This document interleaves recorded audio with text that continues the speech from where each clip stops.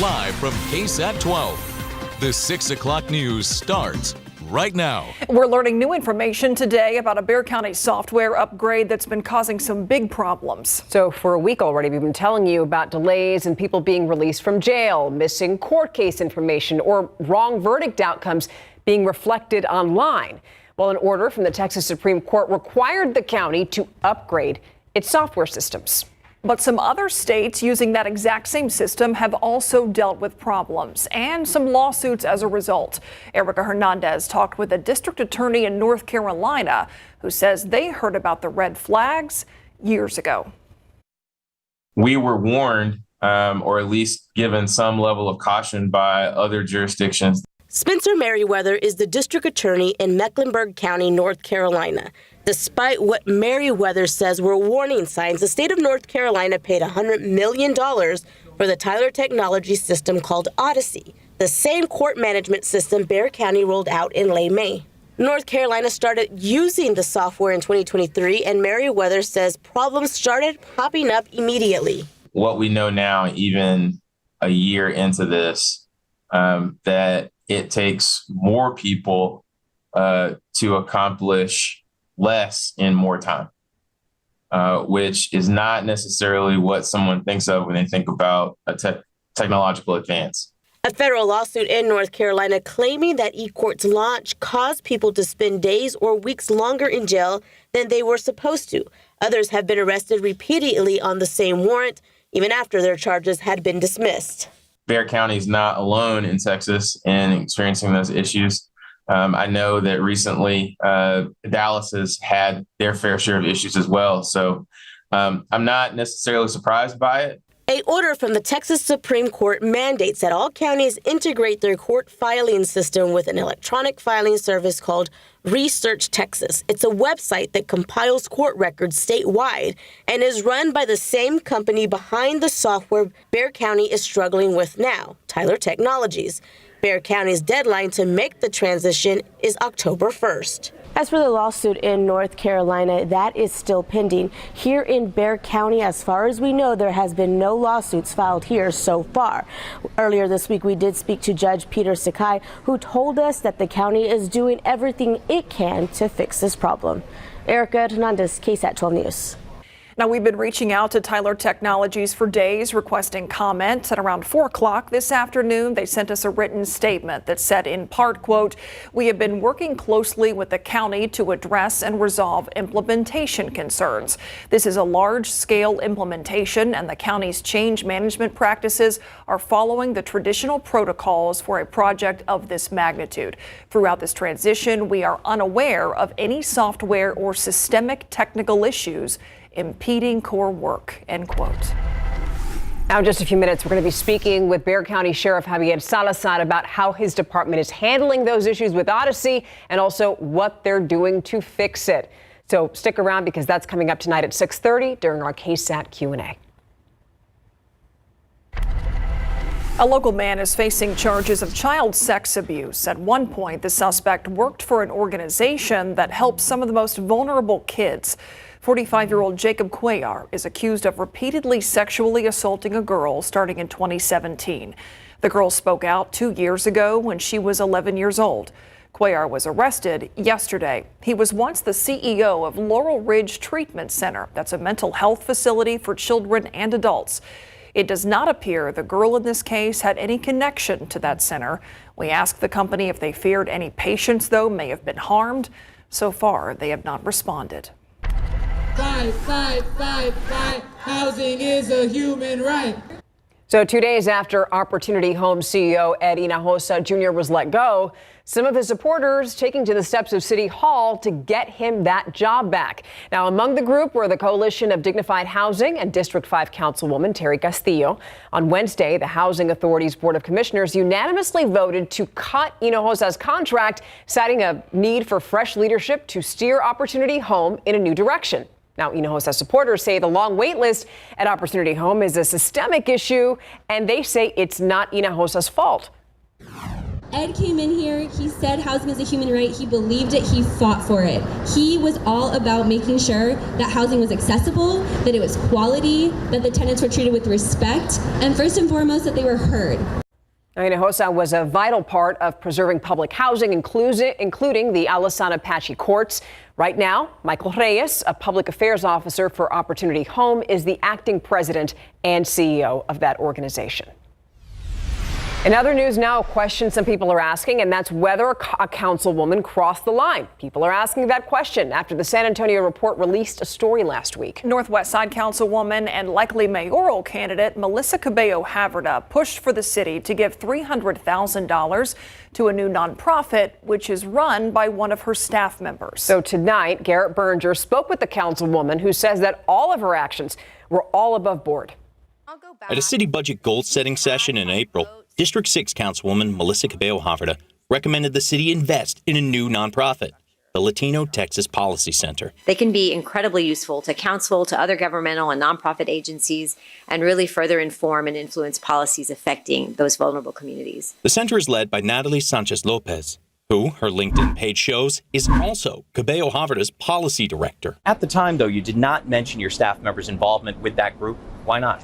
I had no idea that I needed to. I mean, there's a lot of different organizations that I advocated for, and I don't say that I know some of the people that are involved, specifically ARCSA or the Macri, and I didn't realize that it was something people wanted to know. According to a proposal from the center, a $300,000 grant for 2 straight years would provide a $90,000 salary for its executive director, the position currently held by Sanchez Lopez. Do you see why questions are being asked, though, about this? No, because there's no conflict.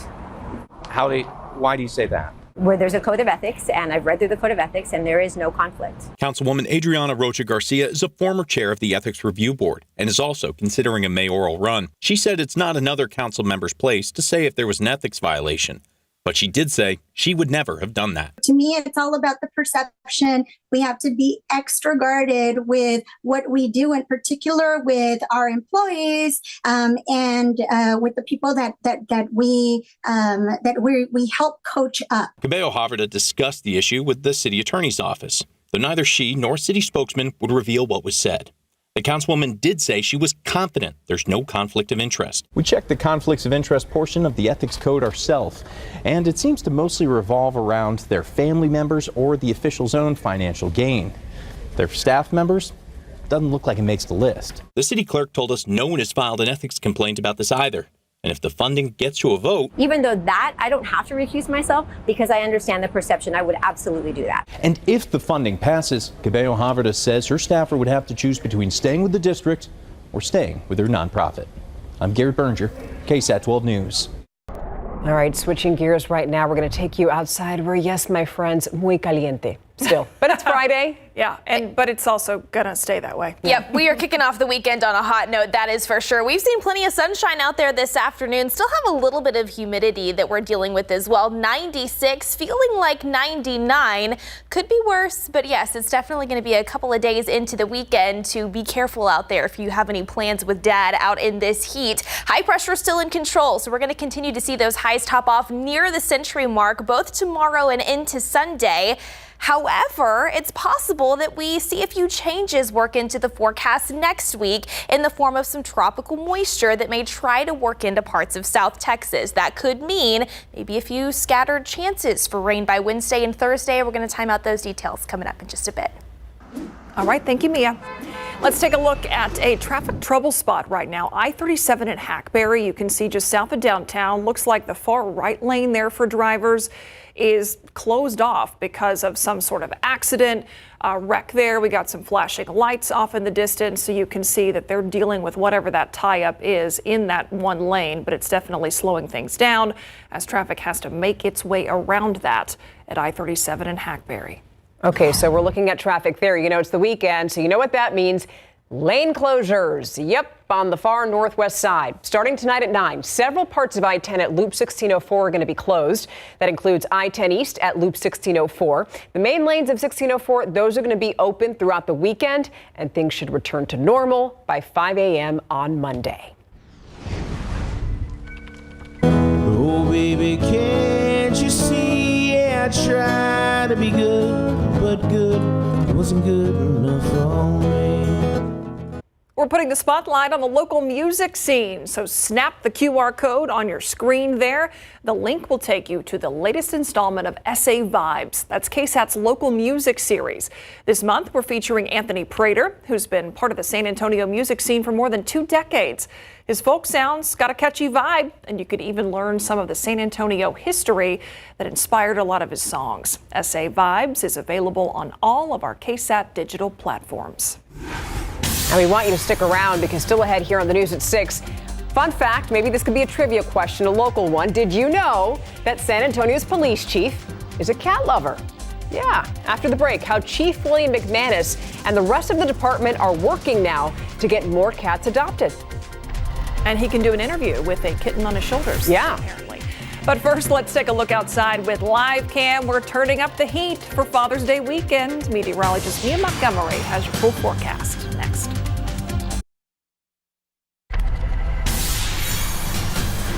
It's nearly 93 degrees in the hallway of a senior living facility and 97 in at least one apartment. So like we try and get answers for those living in the Wheatley Courts senior living facility. Fire truck signs across the North Bexar County are going to change soon. So coming up tonight in the Night Beat, we're walking you through the Bearville-Verde Volunteer Fire Department merging with Bexar County ESD number 3 and what this means for the community. June is National Adopt a Cat Month. So what does that have to do with the San Antonio police chief? Well, if you follow Chief William McManus on Twitter, you might know that he has a soft spot for cats. Yeah, Sarah Costa spoke with the chief about his love for felines and also how you can do your part by adopting one of the many cats and kittens that are right in our shelters. I'm kind of an animal guy, but cats happen to be one of my favorites. He denies being a cat whisperer, but he's probably just being modest after San Antonio Police Chief William McManus did our entire interview cool and collected with the kitten crawling on his shoulders. So cat's out of the bag. Chief is a cat guy. If you follow him on Twitter, he posts about the cats he has been feeding for the past few years at downtown headquarters. Do you keep the cat food in your car with you at all times? Yep, you go out there right now, you'll see a big basket of cat food in the rear of my car. The headquarter kitties definitely have a tail on Chief's vehicle. When they see the car pull up, they'll all come out. And I drive by there on the weekends when nobody's around, and I'll have, I usually go in on Saturdays and I'll feed them in the mornings, and sometimes Sundays if I'm not doing anything, I'll run down and feed them.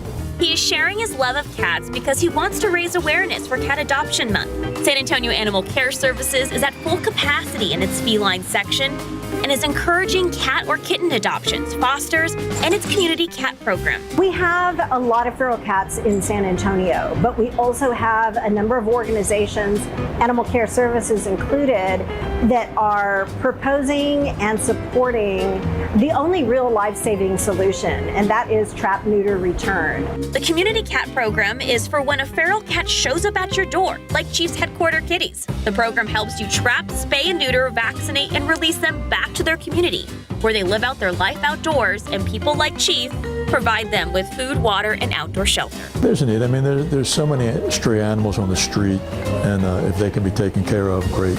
And as for the names of Chief's adopted cats, my kids named them Luna and Tuffy, and the outdoor one is named Outdoor Kitty. Sarah. Luna, Tuffy, and Kitty. An outdoor kitty. Yes. Okay. Specifically. Okay. I love it's that. Creative. Okay. Pretty sweet. It's another side to the chief. Yes. I like it. I know. He goes down there on Sundays some days and feeds them. So Not cute. to be confused with indoor kitty, outdoor kitty. That could, yeah. It's an important distinction. It is, right? There's territory involved. There is. Amazing. Well, hey, hopefully all the pets, all the cats, all the dogs are getting plenty of water out there this weekend, because it is still going to be a hot couple of stretch of days before we monitor for the potential to see a few scattered downpours work in next week. So I want to go ahead and time out that setup. High pressure still very much in control control of our weather pattern. That will be the trend into our Saturday and Father's Day on Sunday. You can see the vast majority of the state of Texas, minus a few areas up in the Texas Panhandle, are pretty dry and quiet out there because that rain-making energy is being steered around that high-pressure system. And it's also having a big impact on temperatures from one side of the state to the other. 97 now here in San Antonio, 94 up in Waco. Check out west in El Paso, 106 degrees. A little bit cooler up across portions of the Rockies where they are seeing some of that rain. Heading into this Friday evening, our forecast locally is still calling for high temperatures approaching 100 degrees over the next couple of days, right around 98 expected tomorrow afternoon, 99 into Father's Day on Sunday. After that, sure, it's possible that we see temperatures come down a bit into next week, and that's also the time frame where we will be monitoring for some of those scattered tropical downpours. So here's that setup again into this weekend. Still quiet here across south central Texas thanks to high pressure still in control. But early next week, Monday and into Tuesday, eyes are then going to turn to the southwestern Gulf of Mexico. A tropical disturbance, this little area of low pressure, is expected to move over the warm waters of the western Gulf and potentially fling some tropical moisture into parts of South Texas as the center of that system moves closer to Mexico. Now, it's still too early to talk exact specifics when it comes to how much rain parts of our area could see, but this is generally going to be the trend. The heaviest rain falling off in far deep South Texas closer to the border and along the Gulf Coast. For us here in South Central Texas, better chances are going to lie along and south of Highway 90. So we'll continue to get a clearer picture of what this setup could look like into next week over the weekend. So definitely check back in with us on that. For now, we'll call it a 20% potential for a few isolated showers Monday and Tuesday, bumping that up to a 40% chance in the Wednesday and Thursday time frame. Whatever we find next week will be on top of the totals that we've seen since Sunday locally here. Over an inch reported at San Antonio International, over 2 inches of needed rain in Seguin, Kerrville over an inch and a half. So that's great news there. This is the latest drought monitor update that was released yesterday. It does not include the rain that we saw Tuesday and Wednesday, but we did see slight improvements to this pocket of extreme drought across portions of the hill country, but you can see along and west of the I-35 corridor still have a lot of work to do when it comes to chipping away at this prolonged drought that we've seen over the past several years at this point. Until then, we are dry out there right now and hot. Temperatures in the 90s across the board. Looking ahead to your Saturday, we're going to start off near 77 degrees at 7 a.m. Plenty of sunshine into the afternoon, pushing 90 degrees for any lunchtime plans. There's that high temperature topping off near 98. Feels like temperatures upwards of 101 to maybe even 105 in a few locations. More of the same in store into Father's Day. And then after that, notice those temperatures could trend down a bit depending on how those rain chances play out next week. Okay, thank you, Mia. So I love it when we follow local talent and when local talent makes it big. We have somebody from Clark High School that is going on to Team USA, and they're going to play in Columbia. Yes, in Columbia, Ariana Robertson, she went from crossing the graduation stage to now playing for her home country on the U18 USA national team. Huge congratulations to her. And Scottie Scheffler goes birdie-less for the first time in over 2 years. Scheffler struggles on day 2 of the U.S. Open right after the break.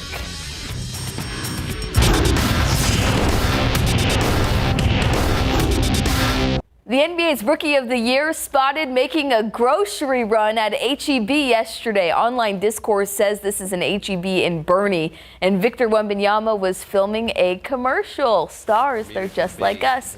All right, we're certainly seeing some shakeup in the second round of the U.S. Open taking place in Pinehurst, North Carolina. How about this for the shot of the day? Sepp Straka aces the 194-yard par 3 ninth hole. Meanwhile, Scottie Scheffler, the favorite to win it all, is struggling and at risk of missing the cut after shooting a 74. Ludwig Åberg and Matthew Pavone have a share of the lead at 5 under. Åberg is done. Pavone is still finishing up his round. Patrick Cantley dropped off a little bit after finishing +1 today, and he came in with a lead overall, and there's a 4-way tie right now for third.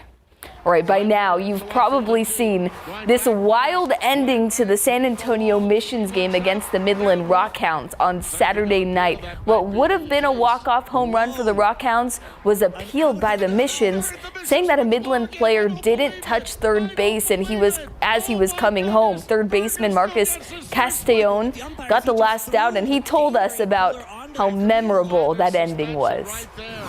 When I caught the ball, I actually it took me like a 5 seconds just to stare at the umpires and kind of give them some more time to think about it. So I thought, I've never been in a situation like that, but just to be in it live was pretty cool. I told someone, like, if I hit a homer, make sure you're touching the bag or you owe me $1,000. So it's kind of a funny joke going around right now. It's a fine. It's a little clubhouse fine. Yeah, for sure. Gotta remember the fundamentals. All right, tonight the Missions will look to make it 4 wins in a row against the Corpus Christi Hooks. Duke women's basketball signee Ariana Robertson crossed the graduation stage earlier this week, and now she's getting ready to compete on the international stage with the U18 USA national team. The 6'4" forward is headed to Colombia for the FIBA U18 Women's AmeriCup, which begins on Monday. Wishing the Clark graduate the best of luck as she represents our country. You'd see Larry Bird in LA. You see Magic in Boston. You wouldn't see Darryl Green. But yeah, you're late. You're late with that question. It's too late. And we're happy to have Dan Quinn. I'll tell you that right now. So let me just let you know that. But when you have That's former Washington great and Pro Football Hall of Famer Darryl Green answering to the events that have transpired this NFL offseason that led to several ex-Cowboys going to the Commanders, most notably Dan Quinn. Green was in San Antonio yesterday at an educational baby shower event, and he was sure to mention the crossover amongst rivals isn't a new thing anymore. Times have changed, and they certainly have. Everything's changed. Yes. All right, thank you. Our KSAT Q&A is coming up next.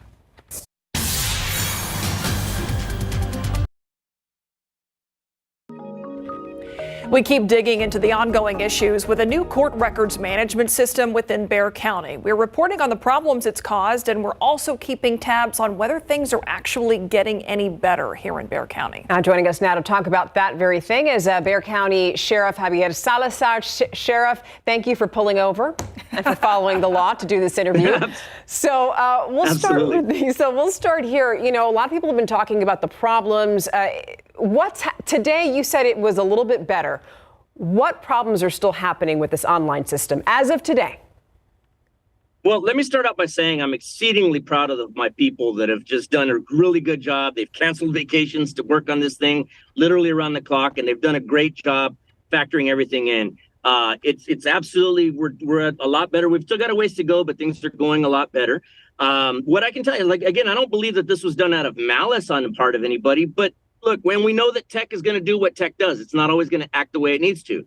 But this is not your remote control at home or an Apple laptop. This is a system with the ability to deprive people of their freedom, which has to be taken seriously. And it's got the ability, which I think it's going to by the time it's all said and done, it's going to cost us hundreds of thousands of dollars to remedy this situation. So it's certainly something that we're not taking lightly, and we're working through the problems. Yeah, you know, we talked to a lot of people who said there's been people coming out of jail who said there's been delays in being released. I know we've heard from your department about delays in booking because of this. So what is your staff having to do right now to keep up, you know, your normal business? Are you having to create workarounds because of these issues? Yes. So in advance of this, and here's one of the things I'm most proud of. In advance of this, we were assured that things were going to work the way they should, but we just, on the off chance, we decided to train our people how to work on paper. Just in the event the system didn't work as advertised. And so it turns out that's one of the things that saved us. For several days there, we were working off of Excel spreadsheets that we created, and our people were comfortable operating on paper. It's not our favorite thing in the world to do, but they were operating. And it turns out, again, that's one of the things that saved us going through this. And so, you know, when you hear about the late delays, people paying their bond and then not getting out for a while, it was because we had to be meticulous on who gets in and who gets out. We had to double check all of their documents, the court documents that were coming, against our paper list to make sure that we weren't erroneously releasing anybody. And at present, from what we can see, nobody was erroneously released as a result of it. Not that we were intending to keep people behind bars longer than they were entitled to, but we just needed to be in the interest of public safety. We needed to make sure that people that weren't supposed to get out weren't getting out. Okay, but because we are hearing a different story from the head of the Texas Criminal Defense Lawyers Association. I mean, they are saying that people have been released from jail who should not be because of the system. I know that 2 days ago you gave us a statement saying that hasn't happened. What's the disconnect here? So when Bobby was talking about this, Bobby Barrera was talking about this confirmed rumor that he talked about. Not my favorite term in the world, by the way.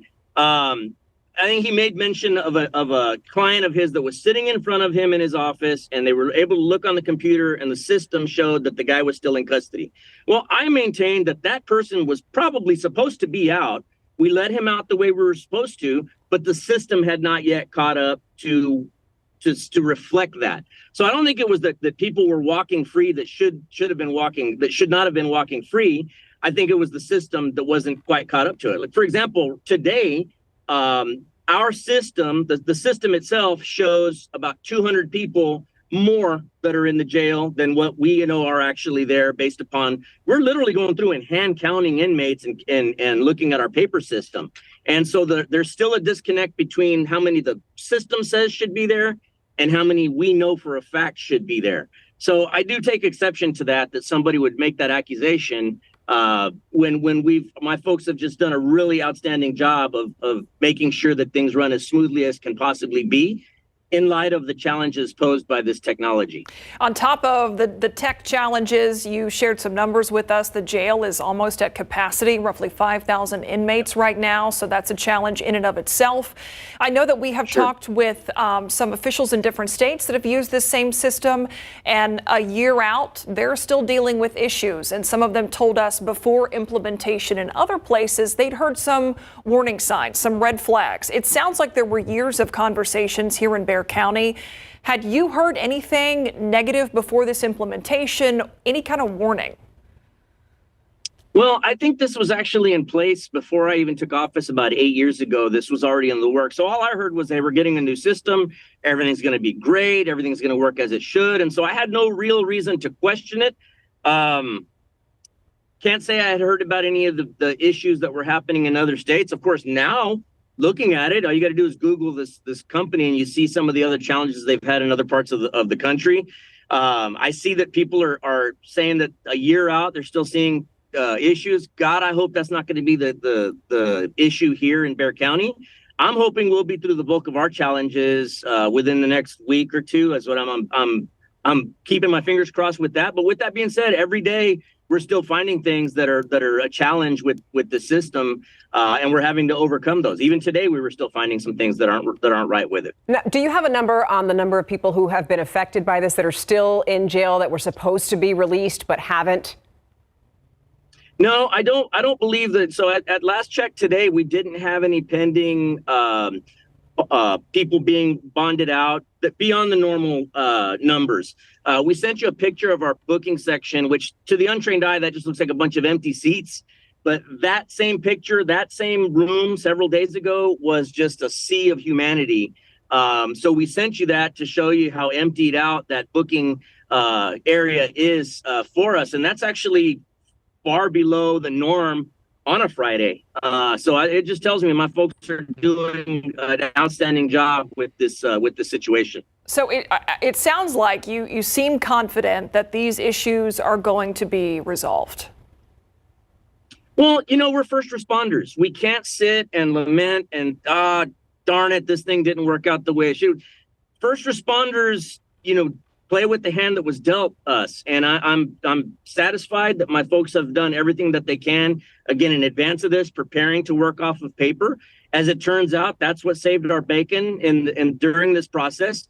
And again, I'm just proud of the outstanding job they've been doing to help dig us out of it. So I'm optimistic that in the next couple of days, we'll hit kind of cruising altitude, and we'll go from there. With our jail being at capacity like we've never seen before, we've had to start housing out inmates. That's something that I don't even know if the media knows about yet. But for the first time since I've been in office, we've actually started to house some of our inmates in other jails in the area just to give ourselves some breathing room. That's a first for your department? It's the first since I've been in office. We haven't had to do it yet. But here in the last couple of days, we've actually been shipping what we call paper-ready inmates to surrounding counties. About how many would you estimate? Right now, I think that number's right around 100 inmates that we've sent out. And these are paper-readies. These are folks that have already been convicted. They're waiting to be picked up by TDC. At any given time, as you know, we've got several hundred people that are just on the waiting list to be picked up by TDC. So it's those inmates that we've sent about 100 of those out, but we're hoping to send more out. Look, you can't have a jail too close to capacity. You should be operating at no higher than 90% capacity to leave yourself some cushion for incompatible inmates. So, inmates that may be in rival gangs, or inmates that may be a witness and a defendant in the same case, or, don't get along for whatever reason. You've got to be able to have freedom of movement within the facility to keep conflicts from happening. Yeah. So being that we were up above that 90%, we had to make some moves. All right, Sheriff Salazar, thank you so much for joining us today. Of course, we'll be checking back in with you, but have a nice weekend, sir. Yeah. Thanks so much. Y'all too. Be safe. Thank you. We'll be right back.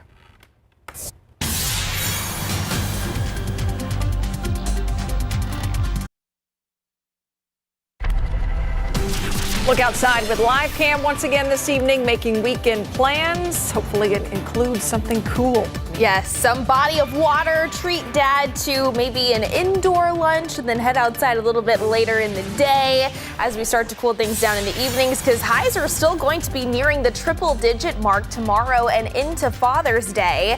But we do have some changes that still look to be on the other side of the weekend in the form of some tropical moisture, which could bring some better rain chances and also knock those temperatures down just a little bit. We'll have more on that after the break.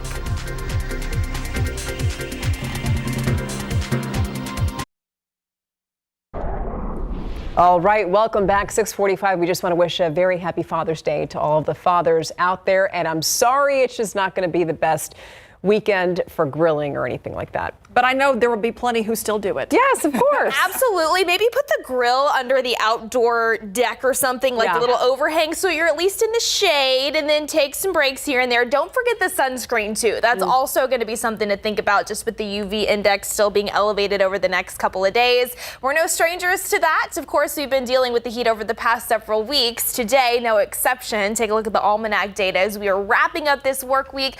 Our high here in San Antonio, 97. That's about 4 degrees above the average of 93 for this time of year, but we're nowhere near the record of 105, thankfully, that was set back in 1998. All right, looking ahead at our weather headlines this weekend. Yes, still hot thanks to high pressure and control. Those highs nearing 100 degrees into next week. That's when we're really going to be monitoring those changes that could work back into the forecast as we start to see some tropical moisture work into at least portions of South Texas. That could lead to better rain chances, especially by the Wednesday and Thursday time frame, and also some slightly cooler temperatures would be a great thing to see as well. So here's what's happening in the upper levels of the atmosphere. That big blue H, high pressure, very much in control of the state of Texas's weather pattern. That rain-making energy is just being deflected around it. And as we continue this on in time here into the upcoming Father's Day weekend, we're just sandwiched in between two different areas of high pressure, which is why we're still going to be hot and dry over the next 48 hours. But into Monday, early next week, eyes will then shift over to the western Gulf of Mexico for a tropical disturbance is expected to move over the warm waters of the Gulf. The National Hurricane Center is also monitoring this area that you see highlighted in orange here, giving that a 50% potential for development into at least a tropical depression. Regardless on if that happens, early indications suggest that that system would take more of a westward turn closer to Mexico. But what we're going to be monitoring is how far north does the tropical moisture associated with said system extend. We are expecting some of that to move into parts of South Texas, and for us here at home, it could lead to some scattered tropical downpours, again, especially within that Wednesday to Thursday time frame. So for the time being, early next week, we'll call it a 20% very isolated potential Monday and into Tuesday, and then bumping that up to a 40% potential by Wednesday, Thursday, maybe a few isolated downpours continuing into Friday, so about 7 days from now. And yes, that also could help knock temperatures down to the 80s for a few days, so a lot to keep tabs on there. Until then, it is a toasty end to this work week. We're sitting at 97 over at SA International, 96 in Converse. It's 97 over in Floresville. A little bit quote unquote cooler up into the hill country, 91 in Bernie, 94 over in Comfort. If you're stepping out for any evening plans, we'll sit in the mid 90s by about 7 p.m. here. And then we'll really start to see those thermometers gradually fall through the 80s after the sun goes down at about 8:35.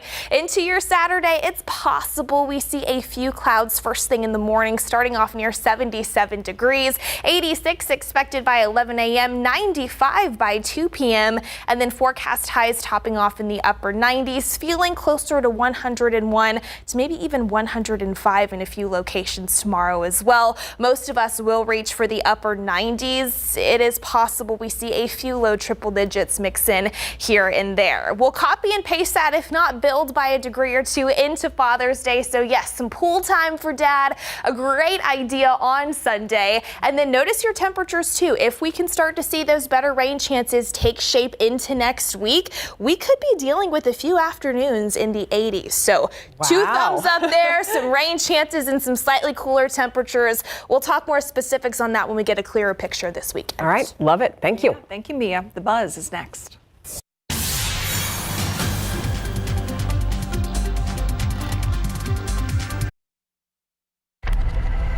So working remotely comes with increased flexibility, a better work-life balance, so they say, but you might want to make sure you're actually, working, because some Wells Fargo employees found out the hard way this week. Wells Fargo revealed that more than a dozen of their workers were fired for simulating keyboard activity. So they were pretending. Yeah, they weren't actually working. They were likely using a device called a mouse jiggler that keeps your screen active while you're away. That's the most surprising part of this story. There's a device like that out there. It's not clear what the employees were actually doing instead of real work. A bank spokesperson declined to offer more details about all those firings. All right. But they happened. Okay, so next up, New Jersey's ocean water is apparently extraordinarily clear and blue this week. The beachgoers are taking notice there. Some drone video taken from late May over Belmar and Seaside Heights shows typically dark blue ocean water, but many locals say they've never seen the Jersey shore this beautiful. Some even saying it looks like the Caribbean. Okay, I wouldn't go that far. Okay, I wouldn't go that far, but it is a lot nicer. I remember I used to live around that area. So what happened here? Well, a former director for the National Weather Service says it's a combination of recent upwelling that was last week and also a phytoplankton bloom, which enhances those tropical looking blue-green colors. I mean, it looks beautiful out there. We'll be right back.